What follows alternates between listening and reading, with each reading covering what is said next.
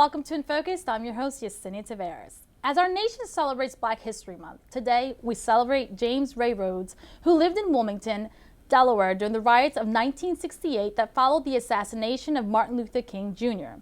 At an early age, he knew that he wanted to help others and give back. He joined the military, served as a mathematics instructor in the Delaware public school system, worked in our county and local government, and he currently chairs the Kingswood Community Center Board of Directors. In November of 2019, the Christina Cultural Arts Center appointed James Ray Rhodes as the new executive director, a change the organization has not seen in more than 2 decades. He joins us now to share with us his journey and vision for the organization. Welcome to the show. Thank you for having me. Yes, thank you. Glad to have you back in the city's building. That's right. Always in the city. Yes. A lot of us know who you are in and out, just working in government or just working in so many different community organizations.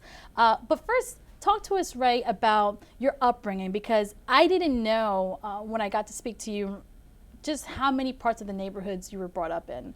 And to me, I think that speaks volumes, even as a young kid when you were being raised here, because you've seen different environments, you were exposed to different things. Talk to us about your upbringing here in Wilmington and the neighborhoods that you come from. Okay, yeah, so as we talked about, I grew up in Riverside housing projects. That was my first recollection of what it was to grow up in the city. Raised by a single mother. My sister and I, we lived there.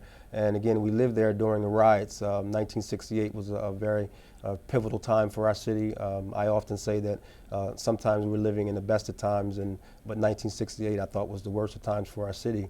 And as my mother continued to try to get us in a better environment, we moved from Riverside to South Bridge, where my grandmother was living. And in all those areas, you had indigenous people. You had neighbors who took care of their properties, who took care of the neighborhood. And so I got to learn very early what it was like to be in a neighborhood. So my mother then was able to get us an apartment. We moved on up. We moved over to the north side. We lived at 408 West 30th Street.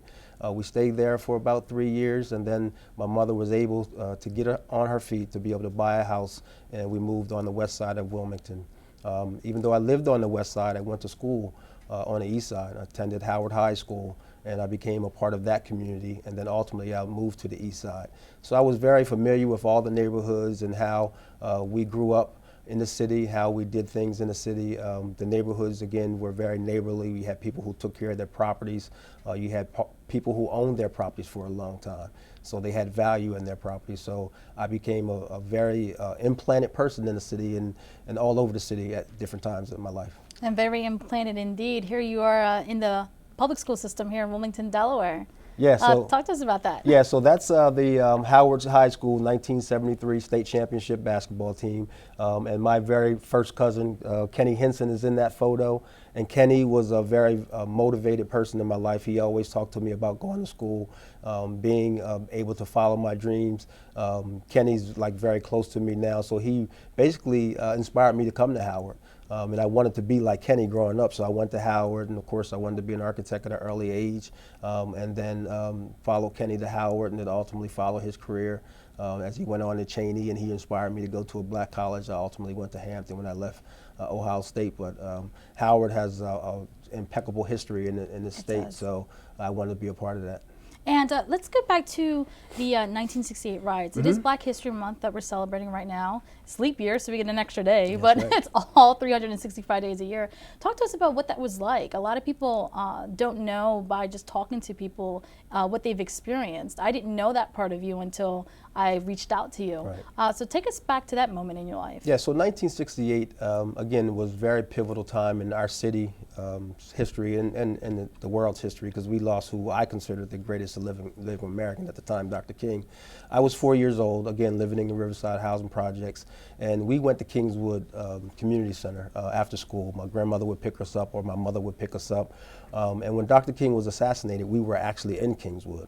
And my mother and grandmother rushed down to pick us up in the evening, and then she gave us the social lesson of a lifetime. She talked to us about the importance of not hating. We couldn't use the word hate in our vocabularies anymore. She talked to us about integration. She talked to us about all the social issues that Dr. King was fighting for, and the importance of what it meant, to love each other. And love became very prominent in my vocabulary, in my life. So don't remember too much from 5 to 8 to 10, but I remember Yeah. very vividly 4 years old. And did things change after the riots? They didn't. For the most part, we had National Guards who occupied our streets for 9 months, which is still today the longest that any city has had National Guards occupy our streets. I was very attuned to what was going on because my mother kept us attuned to it. She made sure that we knew what was going on. So my grandfather would walk us downtown. And at that time, that's what inspired me to be an architect, because I wanted to build our city up. You know, we had a lot of fires, a lot of riots, a lot of stores and windows were broken. We had a lot of fires, firebombing. So that stuff was very, very vivid at the time. And let's talk about that. Early on, you fell in love with architecture, and you ended up going to Ohio State University to pursue a degree. But take us to that moment in your life and what was going on. Yeah, so as I got into high school, again, I think about my childhood and I think about what I wanted to do, and guys like Kenny and my grandfather would always tell me, well, if that's what you want to do, you have to pursue it. So when I got to Howard, I started playing sports, and then, of course, you know, academically, I got to a point where I was just like, you know, if you really want to do this, you have to really aspire to greater things. So I had teachers there that would inspire me. So I think one of the critical turning points in my life came my sophomore year when I brought 2 C's home. I also had 2 A's and a B on a report card. My mother said that wasn't good enough. She goes, you'll never be an architect if you continue to be average. So she took everything away from me. She took sports away. She took going out. She took the Boys and Girls Club away. Everything but academics. So when I came home, my life was do your homework, come down, get a snack, come down for dinner, go upstairs, take a bath, and go to bed for 12 weeks. So the next 6 marking periods, I got straight A's. The message was clear. The lights went off, and then I started getting scholarship offers. Then Senator Joe Biden gave me an appointment to the Naval Academy, but I didn't lose focus. I still wanted to be an architect, and that's what I wanted to do. So the sophomore, my junior year, between my junior year and my senior year, I got an opportunity to go to Ohio State for a summer engineering program, which I did, and I loved it so much, but it was summertime. Got accepted to Ohio State. They gave me the most money. In the fall, it was too cold, too many people, so large. I didn't have the attachment with my culture. You know, it wasn't the, most integrated school. So I told my mom I didn't want to do it. And she says, well, you better have a plan B, because if you come home, you better have something to do. So I came home, I worked for 3 months, got laid off. And then I said, you know what, I'm going in the Navy. Take us back, because this is a 21-year span career for you. But you also, you tell us the story, the journey in regards to you finally going through this. So I went in the Navy, and I met some remarkable people. I got to work for the Admiral in charge of the Atlantic Fleet, who was one of my direct supervisors. And then I got an opportunity to work for the Admiral in charge of the Pacific Fleet. So I worked for the 2 top-ranking military officers in the Navy at the time, and they would share valuable tidbits with me. Again, wanted to know what my career was, my career path was. I told them I wanted to be an architect, and I was only in the military for a little while, and they tried to convince me to stay. So ultimately, I held true to my dreams. I got out, but I stayed in the reserves for another 17 years because I knew the importance of getting that retirement. Okay, and before we jumped on the military topic, I just remembered something that you had shared with me that we haven't discussed here that I would like for you to share, is in regards to that transition in your life when you couldn't afford classes and then you were actually living out of your car. Yes, I had decided that I wanted to go to school full time. And Hampton was one of the schools that accepted me, but they didn't give me the most money. And a lot of my teachers went to Hampton, and they would tell me what a phenomenal school it was. Then when I was in the Navy, I was stationed in Norfolk, so I had the opportunity to go over to Hampton a lot, hang out with some of my classmates who left Howard and that was attending Hampton. And I'm like, this is it, I want to come back here. So I got home, I worked. At that time, I had a daughter. My daughter was, I think, 5 or 6 years old, so I saved enough money up to pay 3 months of child support, 3 months of car payment, and 3 months of car insurance, and I was left with maybe $500. So I drove to Hampton with an acceptance letter, but I also had a $5,000 tuition bill. So when I got down there, I didn't know anyone. I stood in registration lines for 3 or 4 days. I got told no 8 times, slept in my car for 3 days, and got up, showered in the gymnasium like I was a regular student. And finally, I got an appointment with the Vice President of Financial Affairs, and I got an opportunity to tell him why I wanted to come to Hampton and why I wanted to be an architect. And he stamped my papers approved, and the rest is history. Wow, what a testament. What could you share with those who allow fear to block them to get into that level? Because you just shared with us how you had this challenge, you executed a plan, and then you were able to get the result that you wanted. Right. So what I would like to share is, we're often told no a lot of times. And I realize that even next week I'm going to be told no by my board of directors. So you have to be able to come up with a way to find a yes. So for anybody that's struggling, that's going through adversity, that's going through trials and tribulations, if yes is what you want, that's the result you have to focus on. My only result was getting into school. I wasn't worried about getting out because I knew if I got in, I was going to get out. So I needed someone to not tell me no, but I wanted to find out who could tell me yes. So I went through all those forces to be able to get to a yes. So yes is the final answer, and that's what you have to be focused on. Yes, and with this architecture background, Hampton University degree, you also graduated from Wesley College. You had the opportunity to work with the government, Newcastle County and the city of Wilmington. Talk to us about that time in your life, and why in particular did you choose to work in government as opposed to corporate America? Okay, yeah, so I did come home. I worked in architecture. I had a phenomenal opportunity to work at Princeton University with some phenomenal architects who I studied when I was in school. So now I was sitting next to them in meetings, and I really pursued my dream, and I basically got to a point where I accomplished it. But then at the time, I was also attuned to what was going on in our city. We had so many broken homes, broken families. Some of our young students who I was tutoring and mentoring when I was in school, were without work. Violence started picking up in our city. So I wanted to do more. I wanted to be able to give back. So I had the opportunity to teach. I went into the classroom for 3 years. I taught middle school, elementary, and high school. And then the light really went off because I really clicked with students, and I found that being able to mentor and being a role model to these students is what I really wanted to do. So I found that, in the public school system, there were always challenges. And then I said, the only way you can really see what those challenges are is try to get in the government to see how laws are made, how resolutions are passed, and see what effect they have on colleges or high schools in Delaware and the school system. So that's when I ventured into government, ultimately worked in the city, the rehab department in real estate and housing, and then ultimately Mayor Williams appointed me as Commissioner of Licensing and Inspection.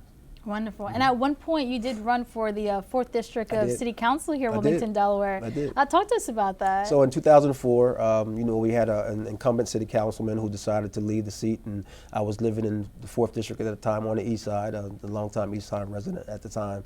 And I decided that, there was time to get out there and try to, take on that seat. I had done a lot of things behind the scenes. I sat on boards, I tutored, I mentored, I coached, but I wasn't well known, so I didn't win the seat, but I got out to see a lot of the issues that were going on. I got to meet a lot of people. I got to make a lot of relationships. So to me, it wasn't a loss. It was just, a total gain because I gained a world of experience. Yes, and relationships indeed. Absolutely. Because fast forward, you spent time at Christina Cultural Arts Center prior to you becoming the new executive director. Congratulations, by the way. Thank you.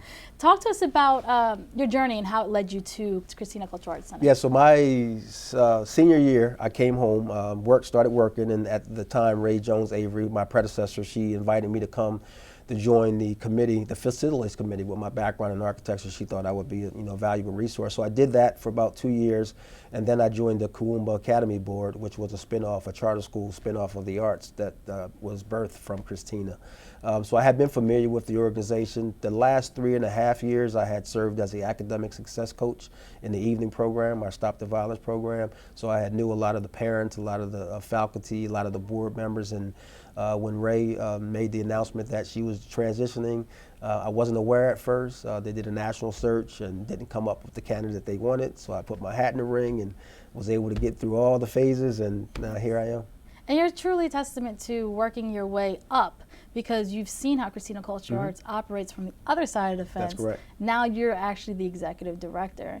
But you also speak often about how the former executive director, who served 28 years, had left a huge impact. So even though you're filling some major big shoes here in a big role, she still was there for you, even through the transition. Absolutely. What did that look like for you? Yeah, I mean, it was always, Ray has always been, a phenomenal individual. I mean, just not just what she does as a craft, but just her spirit, and that same spirit exudes in the center. That's what made me really want to do it, because she took Christina to the next level. She got us to the table. Not only is it just the arts, the focus, but we touch issues in society that we feel that our students and our stakeholders need. We talk about diversity and equity and inclusion, all of those things. And when we have an opportunity to get individuals jobs, we have an opportunity to have a Stop the Violence program. We're doing things that other segments of the society are doing, and it's not just about the dance and the music. Yes, let's talk about that. Mm-hmm. So for those who don't know, Christina Culture Arts Center sits in the heart of downtown Wilmington. Mm-hmm.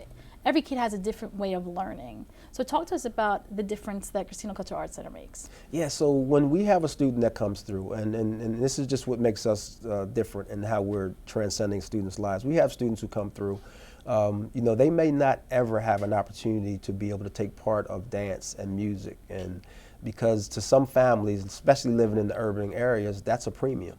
So we don't charge students face value like we charge everyone. We charge them on an affordable scale based on what their parents earn. So a student can come in to Christina and take a class that they might not otherwise have.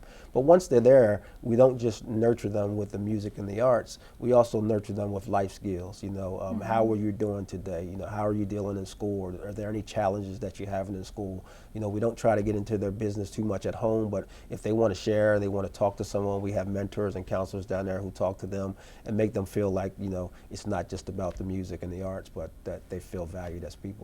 Okay, and there is a literacy cafe? Yeah, so our literacy cafe is, we try to pay homage to, all the famous writers. We think that writing is an art. We found that some of our students struggle with writing, so we put on literacy cafes where we take important authors and we take topics that they shared in their books, and we talk about the books and we break them down, and we try to get our students and our stakeholders and our public to have, conversations about the writing itself. Okay, mm-hmm. And you've once shared in a former interview how your perspective is you'd rather have a child shoot a camera as opposed to shoot a gun. That's a very deep statement.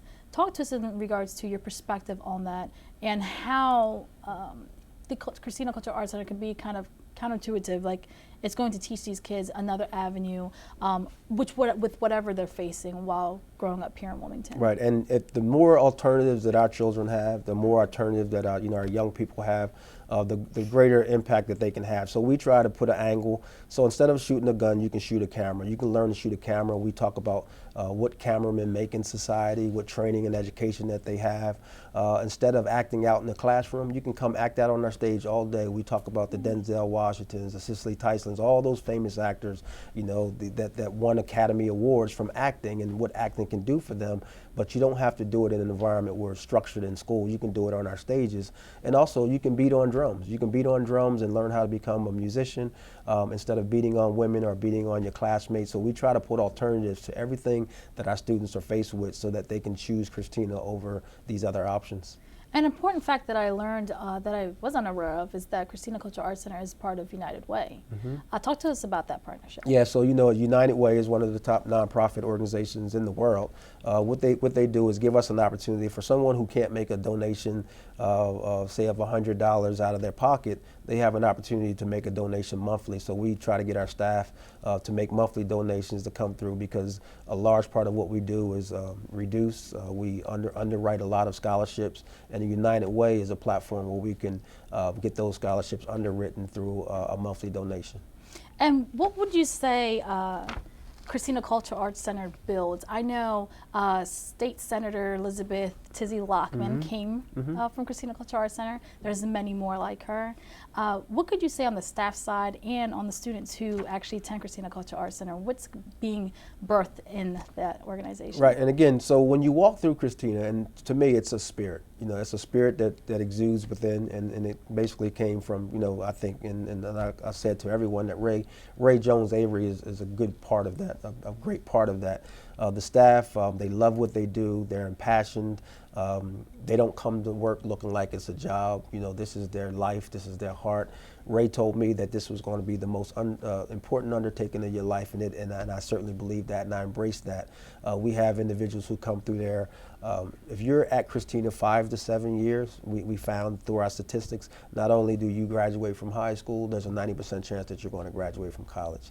So students, we have longevity. We have parents and grandparents who've came through Christina, and now their grandchildren are coming. So the spirit about the place. You talked about Tizzy. Now she's in government, and she's using what she learned in her spirit, and you can see it in some of the things that she's doing. Congressman Lisa Blunt Rochester just had her 58th birthday party at Christina. She could have went anywhere in the city or the state, but she chose Christina because she felt that it's important to give back. And anyone who's, I can't imagine anyone who doesn't use music or the arts to help some part of their journey in life. There's also a lot of fundraisers too that happen. I remember covering a story where the young kid got shot, and it was just a great outpour of people, the community coming together. So it's really a staple in downtown Wilmington. But Ray, with everything you shared with us today in regards to your background, your experience, having been in the military, having worked with nonprofit organizations, being raised in so many different parts of the neighborhoods here in Wilmington, Delaware, you're all encompassing. How are you going to take your experiences to the next level for Christina Culture Arts Center? What does the future look like here? Yeah, so what I would like to do, and to your point, is to use those experiences and get Christina in the different markets. You know, we want to increase our impact in the Hispanic communities. We want to get some Hispanic speaking staff members so that we're touching every part of our neighborhoods. We want to be able to come out when they have a government event that we want our students to perform there. We have our end of the year recital coming up, and they have performances throughout the year, but we want to be able to go into schools and perform at assemblies so that when students see Christina students, that they'll want to be a part of it. We want to be able to use technology to take our teachings to the next level. We want our teachers to be able to share internationally and globally with other teachers in other countries to see how they teach dance and interact. So we've got a lot of things coming up. We're working on an app for Christina. We have a tech center being built in Christina, so we're growing. And lastly, Ray, we're coming up here at the end. It's Black History Month. What does that mean for you? Well, Black History Month to me, again, is something that I take to heart. I think Black history is something as a staple of American history. So even though we celebrate it for 28 or 29 days of the year, we really celebrate it every day of the year. As I said earlier, the greatest living American that I feel ever lived was Dr. Martin Luther King. So a lot of his teachings, some of the things we talk about in every day, the traffic light, the ironing board, the iron, those are from Black people. So we need to be able to share that and expose that to the people who otherwise wouldn't know about it.